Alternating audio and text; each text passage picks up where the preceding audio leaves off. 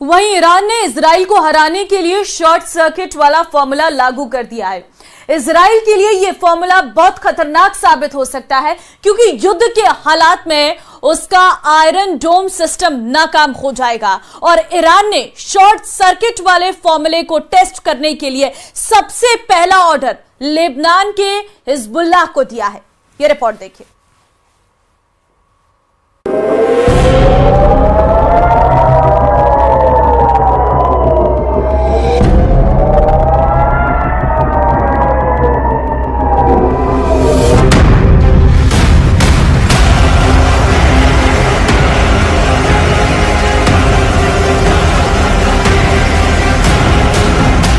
ये 4 अगस्त का वीडियो है। सुबह भी नहीं हुई थी और लेबनान इजराइल बॉर्डर पर रॉकेट हमले शुरू हो गए। ये रॉकेट हिजबुल्लाह दाग रहा था और अब इन्हें रोकना इजराइल के लिए बहुत बड़ा सिरदर्द बन गया है। नेतन्याहू कह चुके हैं कि हिजबुल्लाह जितने रॉकेट दागेगा इजराइल उतने रॉकेट मार गिराएगा। सवाल है कि इजराइल ऐसा कब तक करता रहेगा, क्योंकि इजराइल के खिलाफ मोर्चे 1 नहीं, 2 नहीं, 3 नहीं बल्कि 4 है। इसलिए रॉकेट वाले युद्ध ने बड़ा सवाल खड़ा कर दिया है। इस युद्ध में कौन जीत रहा है, कौन हार रहा है, इसका जवाब आपको चौंका देगा। 1, 2, 3, 4 गिनते रहिए। आपको 5, 10 नहीं बल्कि पूरे 16 रॉकेट शिकार करते हुए आयरन डोम मिल जाएगा। जी हाँ, इस हमले में हिजबुल्लाह के 16 रॉकेट इजराइल ने मार गिराए। एक भी रॉकेट इजराइल के एयर डिफेंस सिस्टम आयरन डोम से नहीं बच पाया। लेकिन फिर वही सवाल,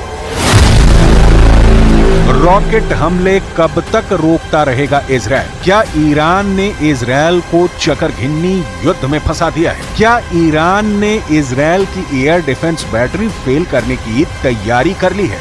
क्या इजराइल के खिलाफ ये ईरान का शॉर्ट सर्किट प्लान है? מדינת ישראל נמצאת במלחמה רב-זירתית נגד ציר הרשע של איראן. אנחנו מכים בעוצמה בכל אחד מזרועותיו. אנחנו ערוכים לכל תרחיש, אין בהגנה ואין בהתקפה.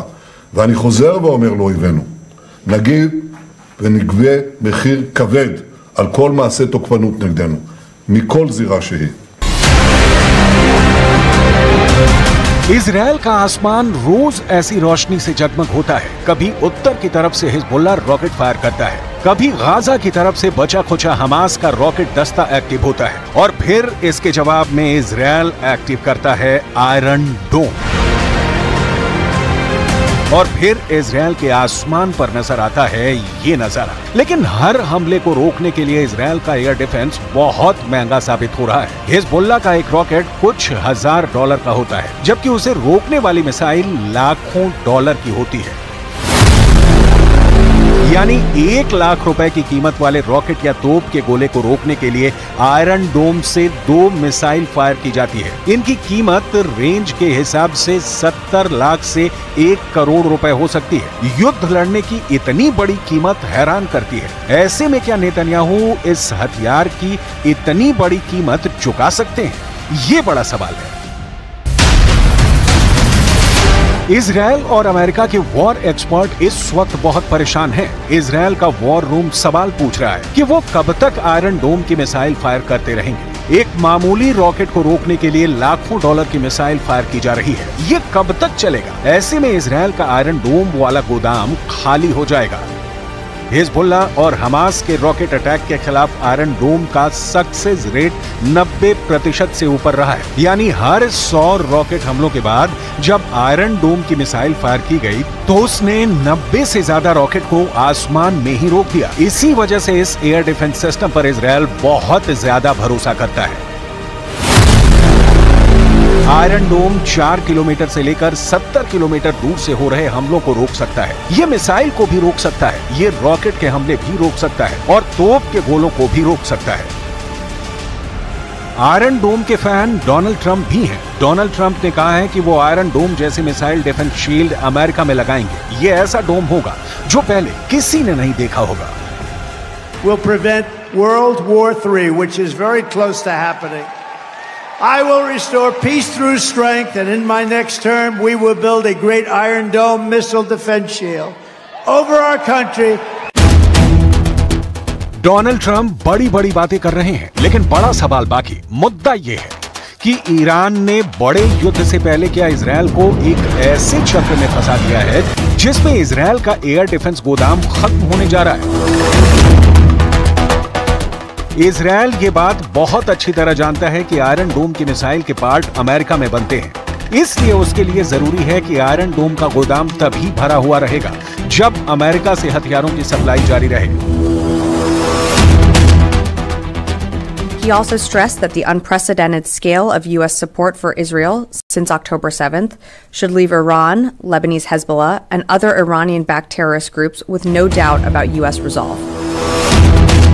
ऐसे में मिसाइल और उसके पार्ट्स को लेकर इजरायल के सामने बड़ा संकट खड़ा हो सकता है। ये डर हमेशा बना हुआ है, इसलिए बड़े सवाल एक बार फिर, क्या ये इजरायल के खिलाफ ईरान का चक्करघिन्नी युद्ध है? क्या ईरान ने इजरायल की एयर डिफेंस बैटरी फेल करने की तैयारी कर ली है? क्या इजरायल के खिलाफ ये ईरान का शॉर्ट सर्किट प्लान है? We know that the threat is there, it's still there. The Iranians are capable to shoot to Israel missiles and UAVs and cruise missiles, and this is exactly what we are preparing ourselves, as I said, for a very long time. And we have to say that it is us together with CENTCOM and the coalition which is around us, which is something very significant for the defense. इसमें कोई शक नहीं कि अब तक iron डोम दुनिया में मशहूर हुआ है। ये इजरायल का बहुत ही सटीक एयर डिफेंस सिस्टम माना जाता है। आयरन डोम ने अब तक हमास की तरफ से दागे गए हजारों रॉकेट को मार गिराया है, लेकिन उसके सामने अब बड़ी मिसाइलों का चैलेंज है जो ईरान के पास भी है। इसके अलावा लेबनान में हिजबुल्ला और यमन में हूथी, दोनों के पास बैलिस्टिक मिसाइल हैं और उन्हें रोकने के लिए इजरायल का एरो डिफेंस सिस्टम भी पूरी तरह से तैयार है। इन्हें रोकने के लिए इजरायल के पास है बहुत ही सटीक एरो 3 मिसाइल डिफेंस सिस्टम। इसकी तुलना रूस के S-400 से की जाती है। ये इजरायल और अमेरिका ने मिलकर तैयार किया हुआ है। ये इजरायल के मिसाइल डिफेंस सिस्टम का सबसे खतरनाक सिस्टम माना जाता है। यही डिफेंस सिस्टम है जिसके बलबूते ईरान की भी मिसाइलों को रोक लिया जाएगा। 13 अप्रैल को जब ईरान ने 300 मिसाइल और ड्रोन से हमला किया था, तब कई बड़ी मिसाइलों को एरो सिस्टम ने ही रोका था। इजरायल इस बात का बहुत भरोसा करता है। जब एरो 3 मिसाइल लॉन्चर से निकलती है तो समझ लीजिए कि बैलिस्टिक मिसाइल कोई भी हो, ये लंबी दूरी की रेंज तक उसे मार गिराएगी। और इसी को ईरान का चक्करघिन्नी युद्ध कहा जा रहा है, जिसमें इजरायल पूरी तरह से फंस चुका है।